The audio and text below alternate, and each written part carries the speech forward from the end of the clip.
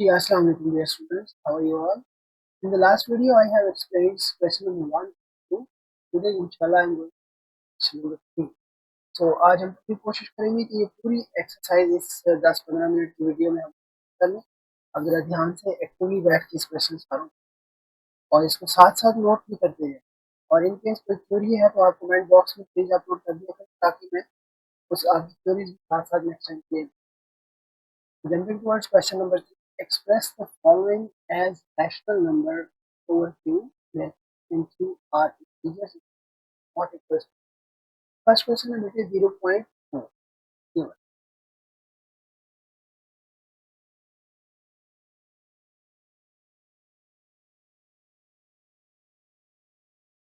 This is the question 0.4. इसके ऊपर देखिए बार लगी हुई है, ये बार शो करवाती है कि आपका रिकरिंग नंबर है। तो इस क्वेश्चन को हम लेके जाते हैं बेटे वर्ड में ताकि हम थोड़ा ये आपके पास क्वेश्चन आ गया। यहाँ यहाँ पे मैंने क्वेश्चन इसमें के जो एग्जांपल्स हैं आपको वो भी यहाँ पे मैंने ऐड कर दिए इसमें।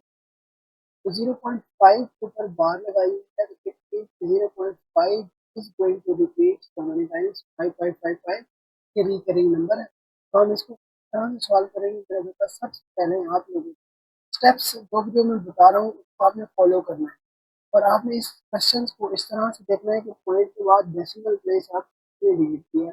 अगर वो 1 डेसिमल प्लेस है तो हम इसको 10 से मल्टीप्लाई करेंगे।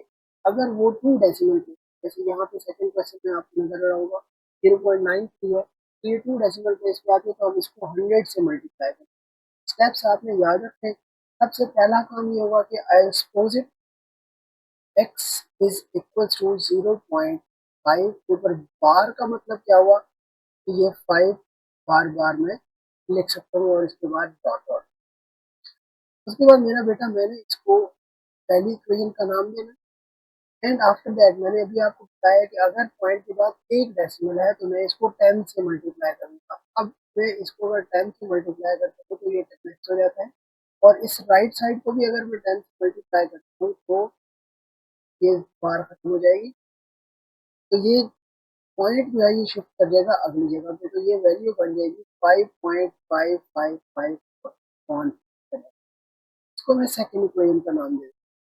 अब मैं क्या करता हूँ इन दोनों इक्वेशन को सब्ट्रैक्ट कर simply write it subtracting equation 2 from equation 1 from 2 क्योंकि आपने यहाँ पे लिखना है मेरा बेटा subtracting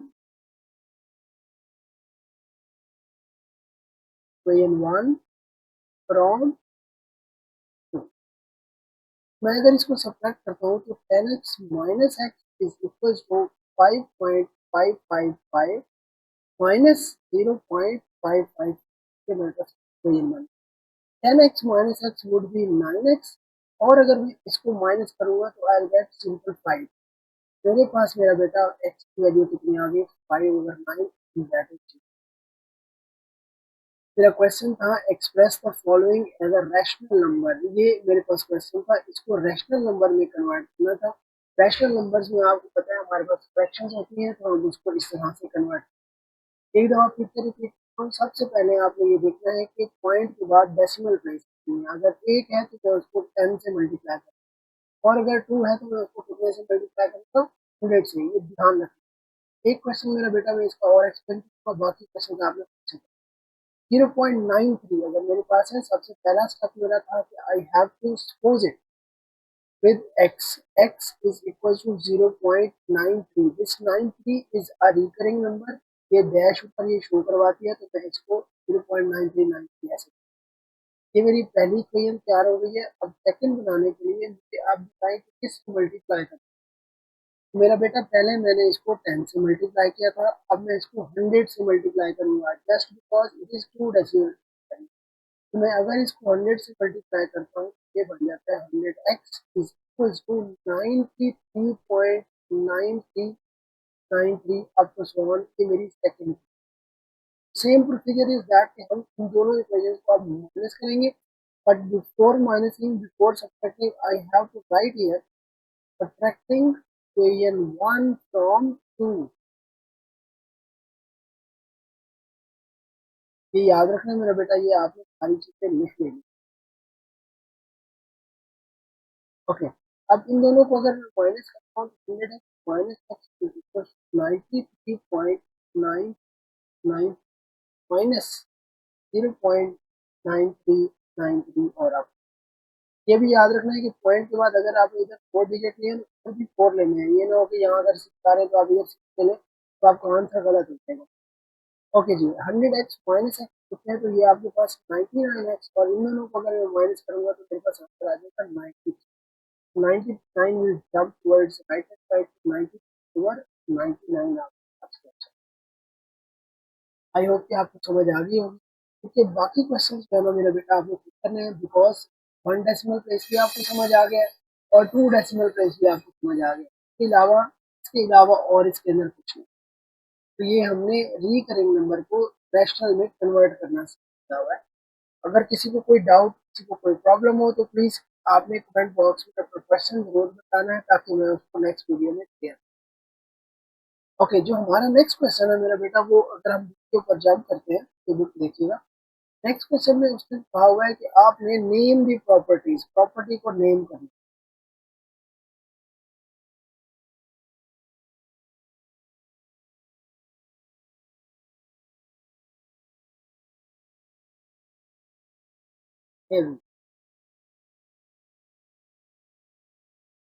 name the property use in the following. अब जितनी भी ये यहाँ पे प्रॉपर्टीज शो हो रही है उनको हमने नेम करना। तो इन सबको मैंने एक बेहतरीन सा डायग्राम बनाई हुई है, उसके अंदर आपने इनके आंसर्स लिखने। मैं वर्ड में आपको शो कराता हूँ, मैंने इसके आंसर ऑलरेडी लिख दिए हुए हैं ताकि आपको क्लियर वहाँ पे समझ आती है। ओके, ये कुछ jumping words directly to the question. Question number 4, ये देखिए, name the property used in the following. हमारी पहली प्रॉपर्टी जो थी वो थी a+4, a+4 plus B is equal to a+4 plus. अब देखिए इसमें ना वैल्यू सारी सेम आ रही है, तो ध्यान रखिएगा कि पहली वैल्यू देखिए सेम है, दूसरी वैल्यू भी सेम है और तीसरी वैल्यू भी सेम है। अगर 3 वैल्यूज होती है तो वो प्रॉपर्टी हमारी हो जाती है एसोसिएटिव प्रॉपर्टी। अगर 2 वैल्यूज होती है तो वो प्रॉपर्टी हमारी कम्यूटेटिव प्रॉपर्टी है। कम्यूटेटिव प्रॉपर्टी ऑफ एडिशन होती तो उसमें 2 वैल्यूज होगी और सेंटर में एडिशन होगा। और अगर 3 वैल्यूज है तो हमारी वो एसोसिएटिव प्रॉपर्टी ऑफ एडिशन होगी। अगर प्लस है, अगर माइनस है तो वो subtraction.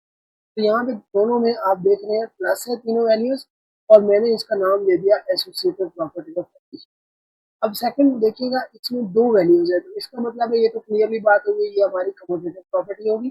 Commutative property of addition इसलिए क्योंकि यहाँ पे सेंटर का वैल्यू आपने साइन जो आ रहा है वो प्लस का है। Next is x minus x is equal to 0। तो मेरा भाई इस चीज को ध्यान से देखिएगा, हमारे पास एक ये प्रॉपर्टी है और एक ये प्रॉपर्टी की तरह एक तीसरी ये प्रॉपर्टी। इन तीनों प्रॉपर्टीज में डिफरेंस देखें, अगर मैं माइनस करता हूँ तो आंसर 0 आता है, इसलिए इसको मैं बोलूंगा एडिटिव इनवर्स। और अगर आंसर 0 नहीं आता, आंसर 16 प्लस 0 करने के बाद आंसर सेम आ जाता है तो वो हमारी एडिटिव आइडेंटिटी हो जाती है। और मल्टीप्लीकेशन में भी अगर आंसर सेम आता है तो वो हमारी मल्टीप्लीकेशन। इन चीज़ों को मेरा बेटा याद रखिएगा कि अगर हम माइनस करेंगे तो एडिटिव इनवर्स और अगर हम प्लस और मल्टीप्लाई करते हैं तो एडिटिव आइडेंटिटी।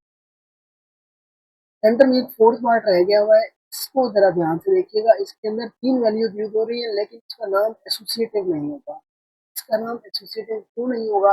बिकॉज यहाँ पे 2 डिफरेंट साइन इस्तेमाल हो रहे हैं। तो एक हमारा प्लस भी यूज हो रहा है और मल्टीप्लीकेशन भी यूज हो रहा है। बिकॉज आप देखेंगे तो ए जो है अंदर मल्टीप्लाई होगा।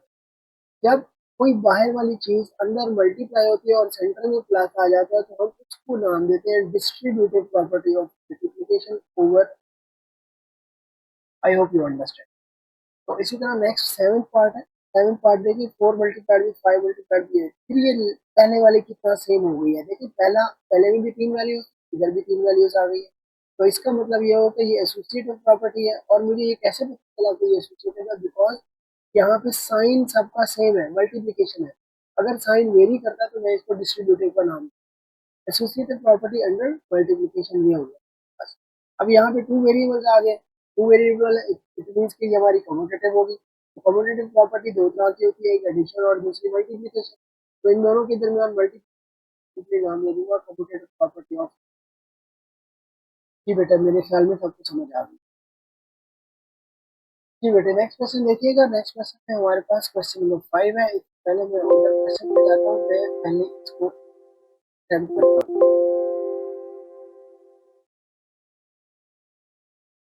जरा बुक देखिएगा, ये आपके सामने बुक खड़ी हुई है। इस बुक के अंदर आपका क्वेश्चन नंबर 5 देखिए, बहुत इंपॉर्टेंट सा क्वेश्चन है। इस क्वेश्चन के अंदर आपको कहा गया है name the property used in the following.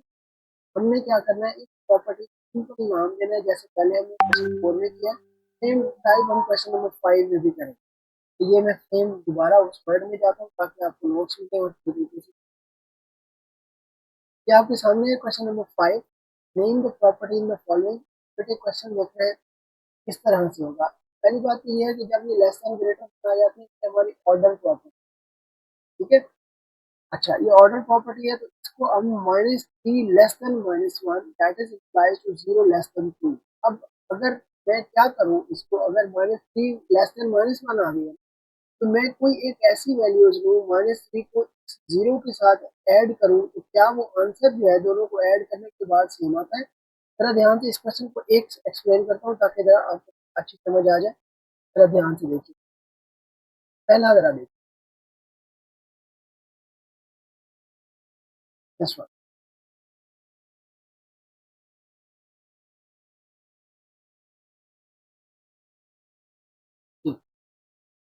तो पहले को जरा देखने की कोशिश करिए। यहाँ पे मैंने क्या किया है, -3 less than -1 that is implies 0 less than 2। इस 2 को लाने के लिए अगर मैं -1 के अंदर +3 कर दूं तो क्या ये आंसर सेम हो जाएगा। तो अगर मैं +3 इधर करता हूं तो I have to add here as well. तो -3 +3 लेस देन 1 प्लस 2 तो -1। ठीक, तो मेरे पास इधर आंसर आ रहा है 0 लेस देन 2। इट मीन्स कि मैंने एक वैल्यू दोनों साइडों पे ऐड की है, इस वजह से इस प्रॉपर्टी का नाम होगा एडिटिव। दूसरे में अगर आप देखते हैं तो ए और बी है तो मैंने ए को डिवाइड कर दिया, रेसिप्रोकल लेके आए हो तो इस वजह से इसका नाम हो जाएगा रेसिप्रोकल। तो नेक्स्ट है हमारे पास if A is less than B then A plus C is equal to B plus C. बेटे किसी एक वैल्यू को हम ऐड ही कर रहे हैं, जैसे इसको अंदर हमने ऐड किया था तो ये भी हमारी एडिटिव प्रॉपर्टी है। Next is that A C is less than B C, मतलब ए और सी आपस में क्या हो रहे हैं, मल्टीप्लाई, तो ये मेरी multiplication property. The next one is that if AC is less than B and C is less than 0, then A is greater than B। ये हमारी प्रॉपर्टी होती है ट्राइकोटोमी प्रॉपर्टी। फिर इनके नाम याद रख लीजिएगा, इनके नाम आपको याद रखेंगे तो ये हमारा काम इजी हो जाएगा। और इन्हीं में से, इन्हीं प्रॉपर्टीज में से कुछ क्वेश्चन आपके एमसीक्यूज में आए होंगे। शॉर्ट क्वेश्चन इसमें बहुत काम आते हैं, आइडेंटिफिकेशन बहुत काम आती है पेपर के अंदर, लेकिन एमसीक्यूज जरूर आएंगे। तो इसका प्रोसीजर मैंने आपको बड़ी डिटेल्ड एक्सप्लेन कर दिया है, इनको जरा अच्छी तरीके से आप प्लीज।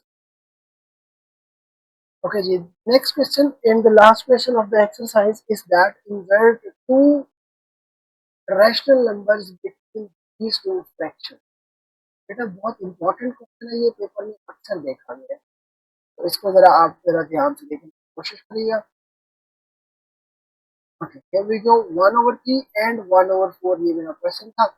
मुझे क्या करना है, दो रैशनल नंबर इंसर्ट करने हैं।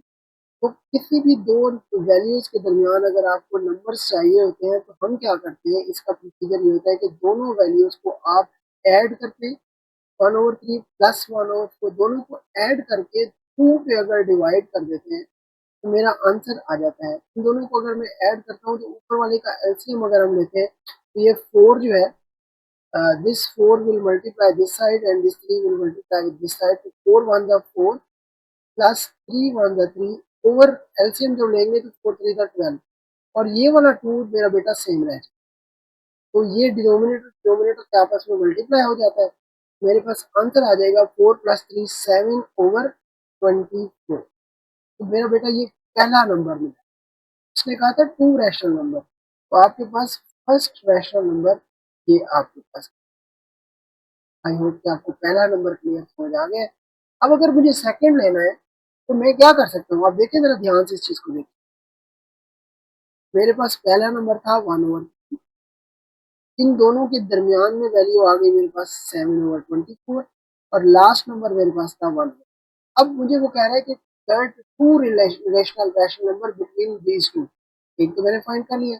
अगर मैं इसी फ्रैक्शन को दोबारा यूज करूं और नेक्स्ट फ्रैक्शन के साथ ऐड करके 2 पे डिवाइड कर दूं, तो मेरे ख्याल में इन दोनों के दरमियान में भी रैशनल नंबर निकल आएगा। तो लेट्स डू इट 7/24 प्लस 1/4, दो को ऐड किया और 2 पे डिवाइड कर दिया। अब सेम प्रोसीजर हम फिर दोबारा करेंगे। इसका अगर हम एलसीएम लेते हैं तो एलसीएम लेते वक्त 24 4 के ऊपर टेबल जाता है, तो इसका मतलब है इसका एलसीएम जो होगा वो क्या होगा, 24 ही रहेगा, नीचे 24 ही रहेगा। अगर ये डिनोमिनेटर दोनों सेम है तो ऊपर 7 लिख देंगे, और ये 4 और 24 4 6 24 6 1 6, और ये 2 वाला बेटे नीचे सेम है। 7 + 6 इज 13, 24 और 2 ये दोनों आपको मैंने पहले ही बताया कि नीचे वाली दोनों वैल्यूज क्या हो जाती है, मल्टीप्लाई, तो ये आपके पास 13/48, तो ये आपके पास सेकंड रैशनल नंबर आपके पास निकल आए। आई होप को ये आपको समझ आ गई होगी। कोई प्रॉब्लम हो तो मेरा बेटा बताए मुझे, कमेंट बॉक्स में जरूर प्लीज अपलोड करें। Thank you. अभी मैं नेक्स्ट क्वेश्चन के ऊपर जंप करता हूँ इंशाल्लाह, 3 and 4। ओके जी, नेक्स्ट क्वेश्चन हमारे पास क्या है मेरा बेटा, ये हमारे पास 3 and 4 क्वेश्चन आपके सामने आ जाता है।